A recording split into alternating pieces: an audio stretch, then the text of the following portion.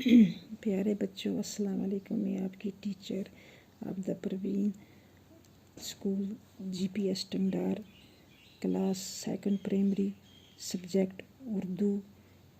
Topic है ज़बर की पहचान।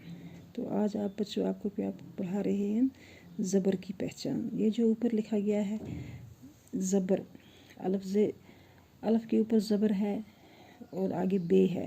अलफ को और बे को मिलाकर पढ़ेंगे, अलफ बे ज़बर अब। ये दाल है, ये रे है, दाल रे ज़बर दर। ये आगे रे है, रे सीन ज़बर रस, दाल सीन ज़बर दस। बे ज़बर बा, दाल नून दन बदन। वाव काफ वक्त, ते वक़्त। दाल रे ज़बर दर, दाल दर्द।